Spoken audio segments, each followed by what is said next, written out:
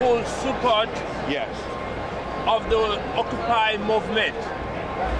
This is why we are here today.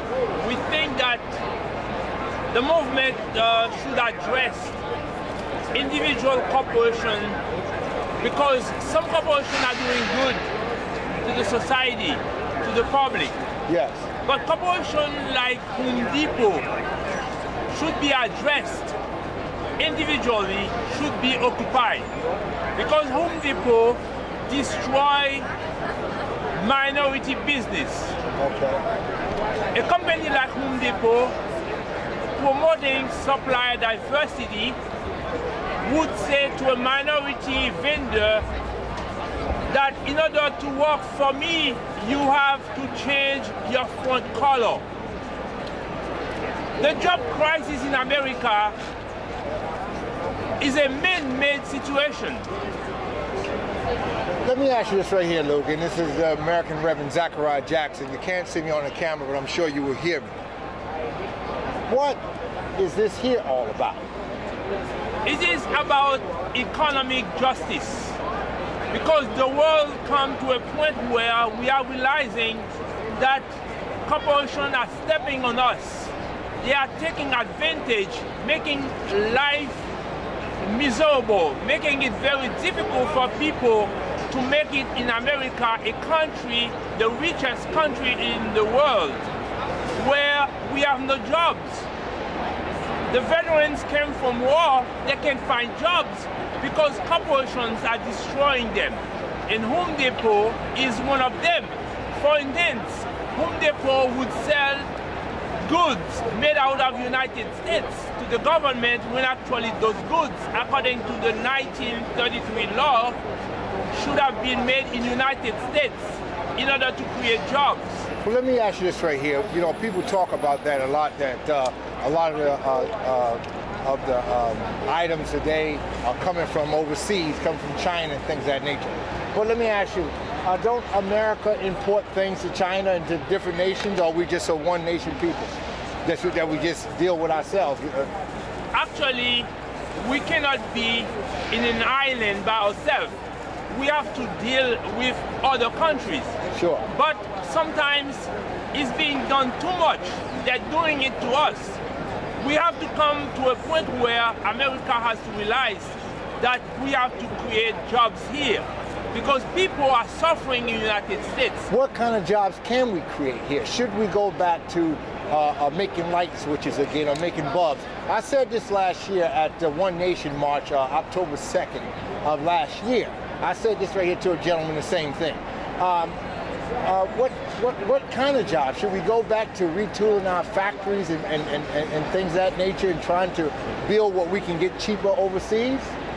And hasn't this been a nation for years that have profited off of foreign labor, even going back as far as the slave trade? See,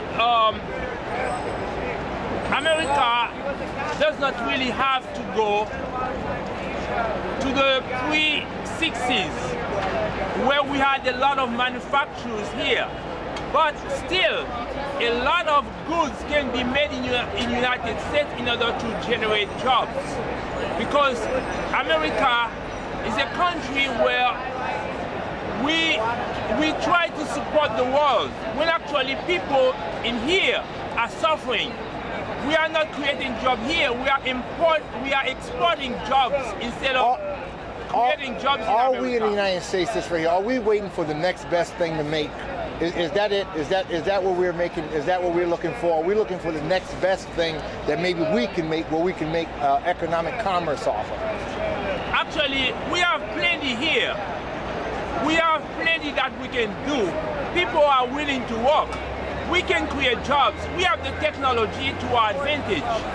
But what people are so greedy, corporations become so greedy that they export all the jobs. Today, the paycheck you are receiving at your job is being prepared outside of the United States. Let me ask you this question here, the same question I asked at the One Nation March last year to a gentleman. I asked him, is America ready to rewrite the economic script? as we look at Greece the other day where they cut the deficit in half, America, is she ready to rewrite a script where we cut things in half? Cars today, a decent car today in the United States costs $40,000. A decent SUV costs $40,000, $50,000. So are we really willing to cut the script to help the common man? Yes, America has the capacity of doing so. The only thing is, like I said before, we are guided by greed. We are in a situation where corporations like Home Depot is guided by greed. They're not helping the minority people. They're not helping the mainstream people. This is why we have the Occupy movement. So what do you think that, okay, all right, they're not helping the common man. They're not, and you know that if this behavior here is going to catch on all over the United States, all over each state and each union. So what do the big corporations expect to gain if the people are going to be sitting out like this right here? Actually, they hope that we stay here and after a while get discouraged. But well, how can we get discouraged, Logan, when there's no jobs? As they say, that these people are sitting here because they have no job. They have no job. So discouragement to go where? Where would you go after you leave here? Actually, this is what the corporation expect, but we are not going to let go. We're going to stand here until justice is done. They need to be aware that we are not going to take it anymore, that we are sick of it. Because today, students go to college. When they come out with a bill. Sure. They are closing the hospitals. Sure. Veterans cannot find jobs. Yes. And it is done like people don't understand that we are in a boat. All of us, America is a big boat. If they are sinking the boat and they all have their life jacket on, thinking that pushing us into the water will be eaten up by the sharks. So America is becoming a nation just for the rich? Yes. And then the poor is to do what? The poor, let them die. Today, when you have a job, they say, be happy that you have a job. They put you in a situation, they dig trenches around you to the point where you are begging to hold on to your job because they make you understand that they don't need you, you need them. We are calling for the job. So we're caught up in what we would call a one-night love affair. Yes, this is exactly what it is. It's a one-night love affair. And then, for instance, if we come back to Home Depot, because we are directly affected by the greed, by the racism of Home Depot. Home Depot might think that we are going to let go, but we are going to fight until just economic justice is done. What is your issue exactly with Home Depot for the people? Home Depot, I was working for Home Depot as a minority vendor. Yes. Home Depot took over my business after realizing that I was the owner. Sure. Home Depot want minority to be muled, to pull their boxes, to work hard in their factories, in their warehouses, but they don't want minority how many to years progress. ago? How many years ago are we looking at? We worked 10 years for Home Depot, but it's a 10-year of humiliation until they tell us, if you want to keep working for us, change your front color. Change the color of your skin, you're saying? Change the color of your skin. And during that time, did you have the support, or did you envision something like this here taking place? Did you envision that it wasn't going to just stop with that company, that it was going to continue to spread? And this right here is what we see here, the spread of all this right here. As I take the camera and go around to look at this colony that's built here. People are conscious. They are becoming conscious about what's going on. They are getting tired of the way they are being treated by those corporations. Because those corporations, they have lobbyists. Those corporations, they run the show. They put the government in a bind to the point where we are the ones suffering. We are the ones holding the bag. So are we saying, Ludin, are we saying down with the corporate America? Oh, and no. up with what?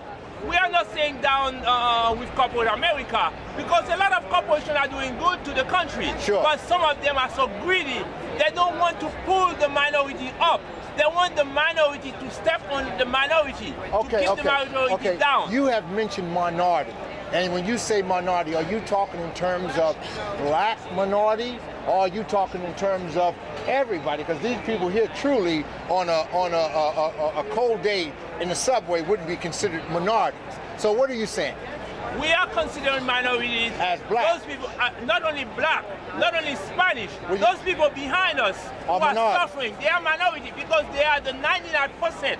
Because this country is run by 1%. Oh, okay. And so you're saying the whole spectrum of America is a minority. That's what you're saying. Yes, when you say, yes. okay. This is what America become too. The richest country in the world. It is a shame. It is a disgrace to live in a country like that, to see the country going down to that level. But selfishness starts at the top, but it never ends, because years ago when you had your issue with the big company, could you envision these people coming out and marching for you?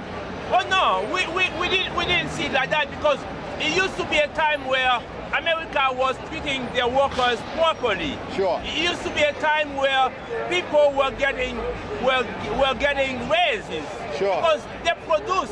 Sure. We know what to do. We are smart here. Yeah. We are very, very creative. Yeah. But it come up to a point where they realize, you know what? They're making too much money, when actually corporate America, most of them paying $650,000 a week to some corporate officers. Will you join me, Ludin, next week, a week after next, in Washington, as we do? We're going to do the Thanksgiving tape right before Thanksgiving. Will you follow me and my party down to Washington and perhaps do a talk on the Capitol steps? Oh yes, we are taking this story around the United States, and then the world is picking it up, because like you see, people are not standing up only in America. They're all over the place. All right. Because it's a shame. We come up to a point where something must be done. They're not going to let go. The mayor of New York, Mr. Bloomberg, was saying the other day that this here, in truth, is not Wall Street. That this right here is not occupying Wall Street, it's occupying this park. So eventually they want to move these people out of this park. And do you support them moving them out of the park? I don't support them moving them out of the park. But it's not the point of being inside of Wall Street where the trades are being done. We have a message. We are giving a message. The message is we are tired. The message is we want economic justice. Let me ask you this right here. If a company came today, right here, right now, and offered me, let's say, 500 people out of here a job, would they just pack up and leave, or will they still have interest for the others? No, Is it a selfish move is what I want to know. Is it selfishness? Will they leave if they're offered a job? We want them to look at us on a different lens. We want them to look at us differently, because giving job to few of us is not going to change it. There must be a system in place so we can see how we can progress. Because we are people of ambition. We are people who have creativity. We have the ability of making America what it used to be, the way America used to be. Ludin, let me say this right here, Reverend Zachariah Jackson. That I'm going to say this here to you. A lot of these people out here, of course, I don't know them. But I guarantee you that a lot of their families years ago marched probably with Dr. King and marches like that. And some of these kids, some of these young people here, it's probably their first outcry. What happened then that they didn't keep the order? That once their families got their money, got their position, that they abandoned the idea of independence. They abandoned the idea of the struggle. Let me tell you, we need in America, like Martin Luther King would say it, a radical revolution of values. Yes, a radical revolution in truth, Ludin, and I'm not challenging you here on this here. What I'm saying is this here. We've been in a lot of marches. You know that the Reverend is in many marches. I'm marching with people 70, 80 years old. But I lack one thing is lacked. I never see their kids. I never see their kids. So I believe that some of their kids must be out here or in colonies such as this right here. So you tell me, are they spreading the message for their kids? Because some of these people that I've been in marches with, are deeply rooted, and they definitely know the walk of Dr. King and many others. They walk in the NAACP and the many other groups, CORE and all the other groups that was out here back in the 60s. But it seemed like there's a vacancy in mind with their kids. You understand me? So is this the product of their kids?